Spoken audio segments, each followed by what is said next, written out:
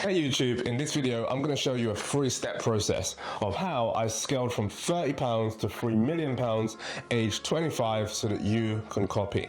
Understand this. All business skills are learnable, as Brian Tracy says, and all business skills are replicable. It does not matter what your industry is. It does not matter what your background is. It does not matter what your parents earned and what your peers earned and all of your personal stories. It does not matter. If you follow the process of success, Tony Robbins says this, success leaves clues, and if you implement those processes for your business, whatever that might be, then you will lead to far more success than you would otherwise. So listen up, subscribe to this content because you want to dive into more elite level content just like this from a UK entrepreneur that has done it and has done it multiple times. So for context and clarity, I took my first coaching consultancy business, which was a sports coaching business initially, and I scaled it from £30 to £3 million, and I sold it and retired age 32. And lots of people were asking me for advice on Instagram. Initially, I ran a program which helped a few of my clients generate up to £30,000 in literally 3 weeks, and then I was like, this is fun. I actually like coaching other entrepreneurs, and it's not just something that I wanted to do one time for that one particular masterclass back in 2020. I want to do this over and over again because I love to help more people make more money, and then over time that's built into a 7-figure business as well. And I want to show you how I'm helping my clients to achieve those results. But in this particular video right here, I want to show you how I did it from scratch. I started out age 17, sports coaching, coaching in local primary schools, running for a couple of companies. I was probably working for about 4 or 5 different companies at one stage, age 17. And I used to like coach in the afternoon, you know, like the after school clubs and that sort of thing.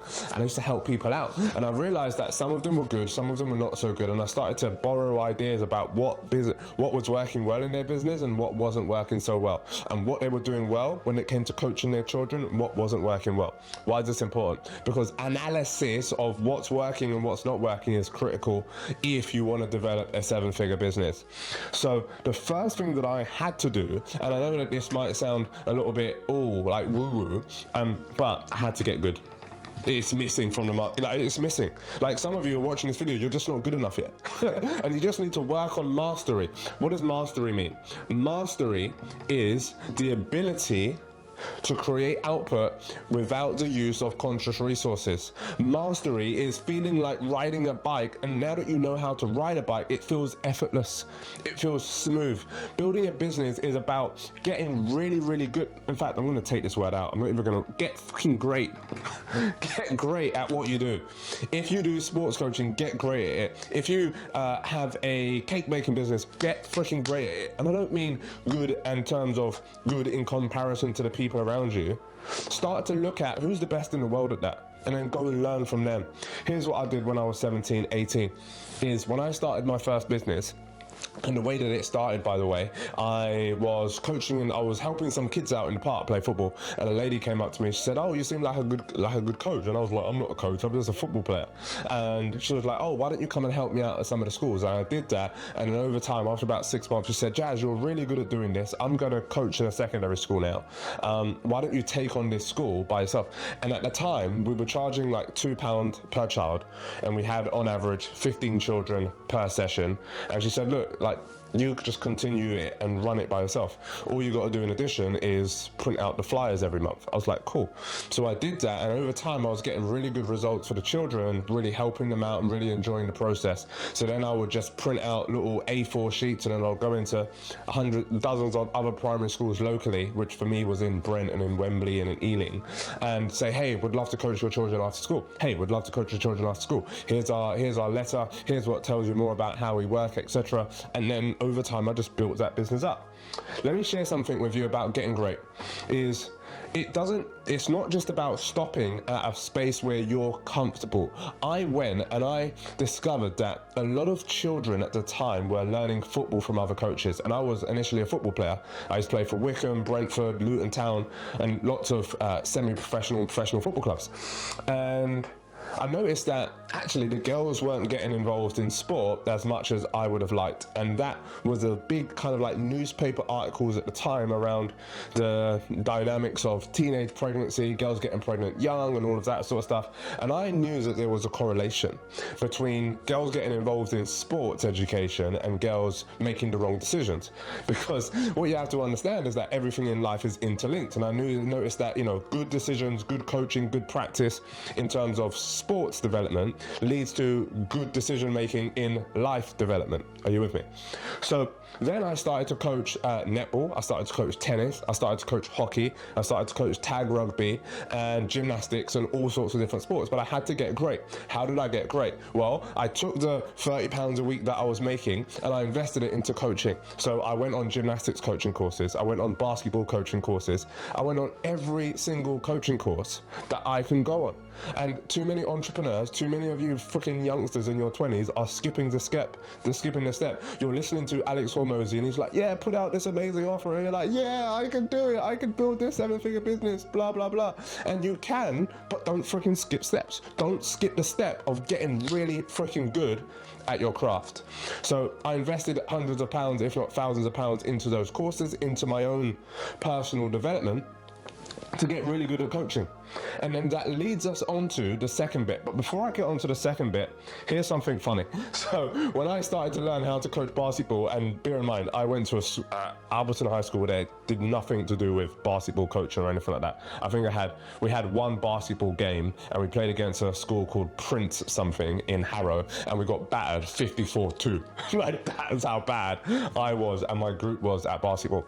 But I went on this basketball coaching course and there was all these amazing basketball players and they're dribbling it under their legs, behind their back, throwing the ball 60 yards from one end of the court to the other, and I just couldn't play. So when they were watching me doing these like basic chest passes and these basic like just about dribble the ball properly, they were all kind of like laughing at me. And then when it got to the coaching side on day 2, the coach says, all right, you guys go and deliver a session, let me watch how you get on. And they were all right. Coach gave them some feedback. When they watched my session though, they were like, raw, you really know how to coach. And I was like, that's exactly it. That was the hidden bit. I didn't know how to play basketball very well, but I knew how to coach it very well because I took the skills that I learned from football coaching and applied it to basketball coaching. That's one of the things that you have to do. You have to learn to integrate what you know into different areas, into different regions, into different spaces. Why? Because the interconnectivity of what you know will lead for your income to exponentially grow. The interconnectivity of what you know will lead for your income to exponentially grow.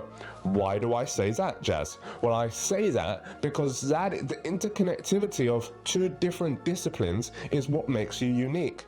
The fact that I was a football player also coaching basketball was what made me unique. It made me stand out in a category of how many? A category of 1. Because hardly anybody else was doing that. There was a basketball coach over there, a football coach over there, a hockey coach over there, and as a school provider, they would have to go out to all of these different people, send all of these different invoices, engage with all of these different services in order to get the result. And I was like, no, you don't need to do all of that. Just come to me. And that is how the business started to grow, and I started to get great. Obviously started to share that success with more schools locally and started to build it up. But the second thing is, here's where most entrepreneurs miss out, and they stop at around 200 to 300,000 pounds per year. So if you're not yet at 2,000, 300,000 pounds per year, it's probably because you're not yet great. Sorry, not sorry, get better. And then the second phase is to replicate yourself. So what I did was I started to replicate my skill set. Now, for many people, they get good at what they do and then they say, yeah, but nobody can do it like I can. So how do you overcome that barrier? Well, you overcome that barrier by writing scripts, by writing books, by writing what we call replicated processes. I had to build so many processes, and it starts with a simple pen and paper. And here's what I did when I had my lessons. I would write down what I did. Session 1, warm up, main session, cool down. Session 2, warm up, main session, cool down. I was kind of just making it up as I went along, but I found that it was getting good results. The children were enjoying the sessions and making good progress. So what did I do? Then I utilized that process. I sent it to the printers for about 50 quid or whatever it was. I said, print these. They printed it on, a little binded copy, and I used to give that to my other coaches. So what happened when the schools were like, Jazz, I need you to coach on Monday at 3:30. And I was like, well, I'm working at that school on Monday. I'm working at Leopold School on Monday at 3:30. I can't do both. So what did I do? I didn't say, well, I can't do it. Dickhead. What I did was, I said, hey, Chris, can you deliver this session for me? And Chris would work alongside me for 3 or 4 weeks, get really good like I did. I was showing the sessions, get him to implement all of that sort of stuff, get him to replicate my process. And then I'll say, right, Chris, that's your assigned school. You go there every single Monday at this time. And then I'll say, right, Sarah, you go to that school every single time. And it just became a replicable process. A replicable process, by the way, when you get good at it, it doesn't require you. So here's what I did. I had a guy called Chris who was a local neighbor of mine who also used to play football with me in the park and stuff like that. And he then, over time, he got really good because he was one of the first coaches that I brought in that learned from me. And then as he got really good, I then sent all of the new coaches to him that they can learn from him. It's a replicable process, which means that I then could step away from the day-to-day coaching, training, guiding, developing of team members. So that meant that the business could do what? It could scale. Because now the business scaling doesn't require my time. Is this making sense? If this is making sense, by the way, do me a favor. Subscribe to the video, subscribe to my YouTube channel, because I really want to share more valuable content just like this in order to help more entrepreneurs, more professionals scale their business and create really high value results. Okay, so go ahead and do that subscription. Now, replicating the process doesn't stop at replicating just doing PE. So over time, what we did was, in fact, we were working in about, I can't remember the year, probably about 2007. I started it in 2004 doing after school clubs. And in 2007, I realized that there was a newspaper article, and it kept on talking about obese kids and how children were getting obese and all of that sort of stuff. And I thought, how can I link what I do in to this message around obesity? So then I started to change my messaging a little bit, and I started to write a letter to all of the schools that we were working with. We were working with around 12 schools at the time. And I said, hey, there's an obesity crisis, and we want to be able to work with your children full time, deliver a national curriculum, physical education, so that your children not only become fitter, healthier, and develop more vitality, but also they can accelerate towards getting better exam results in school. Goodness gracious me, what kind of genius mind thinks of that at age 21? Well, just take a step and think about what I just shared there. I linked in what I was doing, A, with the national press, what's going on in the media, and B, I linked it in with what it is that the school, the client wants. Now, in my mind, as a sports coach at the time, I just wanted the children to be fitter, faster, healthier. But that's not what the school wants. That is not their modus operandi. That is not their mission. That is not their goal. Their goal is to get better exam results. So if you can start to hook in your messaging, not with what you want, but with what is going on in the media and or what's going on in the mind of your potential client, Charlie, you will make a significantly more higher level of revenue and profit for your business. So then I linked that message in and sent it to the 12 schools, hope and pray like Movado, and several of those schools got back to me. 3 of them booked in full-time PE, and then I sent Roger to one school, I sent Chris to one school, I had another coach called Peter Nagy, he was brilliant, I sent him to another school, and then I realized at that point that if I didn't do anything for the whole year, that actually those contracts were worth in the region of around 100, 120 grand. And if I didn't do anything and I just paid those 3 guys, I would make a minimum of about 30 to 35 grand profit just with those 3 contracts alone. So at that time, at age 21, I thought, if I can make 35 grand and sitting on my hands doing nothing, I'll probably make a lot more if I actually implement some more marketing strategies. And this university thing ain't really working for me, not really enjoying it. I was studying law at the time, and then I parked that to the side. I quit at my 2nd year of law. My grandma got extremely upset. Lord God, my grandson, nothing finished, look at you on it. But after I explained the process to her of what I was doing, I had those contracts signed. That's another thing that you've got to pay attention to. I had contracts signed. I secured my success, yes or no, guys? And by securing your success with contracts in play, not just like friendly agreements like, yeah, please, yeah, I'll do it. No, get a formal contract agreement in place, and that allows you to further replicate. So then I built that up, and here's one more thing that I replicated that I want you to pay attention to, is once we started to deliver really high quality PE into the schools, and we had like 20, 30 coaches delivering high quality PE every single day or most days of the week, then we started to realize that actually what the schools were doing is they would have a PE teacher in one school, in one class, and then they would have a music teacher in another class. And potentially, if they were what we call a free-form entry school, like three classes in each year group, they would have a French or Spanish teacher. And I'd go, how's your French getting on? And what we would notice is the head teacher would say, oh, well, it's not very good, and you know, they don't have the children behave as well as you guys do, and they don't engage the children as well as you guys do. And one school came up to me and said, do you have a music teacher? At the time, I was like, no, in my mind, but verbally I went, we can get one for you. Don't turn down opportunity, my people.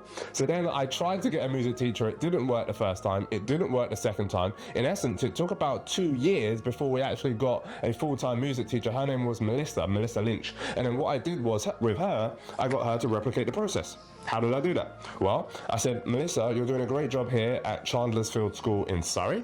And now what I want you to do is I want you to write down the lesson plans so that we can send all of the new music teachers in our company to you so that you can teach them, and they have a series of lesson plans to follow. Gorgeous. Look, can you see how I'm scaling without actually doing the implementation? Yes or no? Good. So then I got Melissa to implement the work. She then replicated the process, trained up the music teachers. I had a French teacher called Gabriel. He then trained up the French teachers, and then it became a systematic and replicable process. So what did I do next? So then I had to learn to get good at not just sports coaching, I had to get good at leadership. I had to get good at leading a team. So I invested, here we are, invest. I invested in my own professional development to learn lead generation, offer optimization, sales, marketing. I literally went for a process where for about 6 months I would look at and I would ask myself this question. This is a Brian Tracy question, by the way. Brian Tracy, if you don't know who he is, leading authority, wrote dozens of books on entrepreneurship and business. What skill, if I develop, will help me generate most profit? And I would pontificate and I would think, what skill is that? And at one point it was recruitment. Okay, well, I went on a recruitment training program. I started to read books around recruitment. I started to watch a YouTube video specifically around recruitment. For 6 months, I would do that, master recruitment, get really good at it. And then it was like, okay, what next? Well, now I need to master sales. Okay, go out there, go to a sales conference, go to sales training programs, watch sales training videos, link with other people who have been really good at sales and go and learn from them. Guys, you're freaking skipping this step, and if you skip this step, you're gonna struggle at no more than 200 to 300 grand a year, and you're gonna stay suffering. It's gonna become really grindy because you're not gonna replicate successfully because you're gonna try and do everything yourself. But if you invest in your skill set and learn a new level of mastery, the ability to execute effortlessly without the use of conscious resources. That is what mastery is. I'll say that again. The ability to execute effortlessly without the use of conscious resources. A little bit like when you drive a car, you can do it effortlessly. You should be able to get to a level where you can sell, market, influence, persuade, recruit, train, develop effortlessly. Masterful. And if you can develop those skills, it becomes far easier to develop a 1, 2, 3, 4, 5, 6, 7, 8, 9, even a £10 million business. It's just a cycle. Get really great, replicate and invest in order to learn more, develop faster and get even better results. My name is Jazz Rose. I took my first company from £30 to 3 million, and now, in fact, I retired at 32. And then people started asking me how to do it and how I did it. So here I am showing you how I did it. I actually run a coaching consultancy program called Money Mastery, which has helped hundreds of entrepreneurs scale to 6 and 7 figures, and I want to help you to do the same. So go ahead, subscribe to my YouTube channel, step number 1, and check out the links in the description below if you want further guidance, support, and advice. Peace out, and I'll see you soon.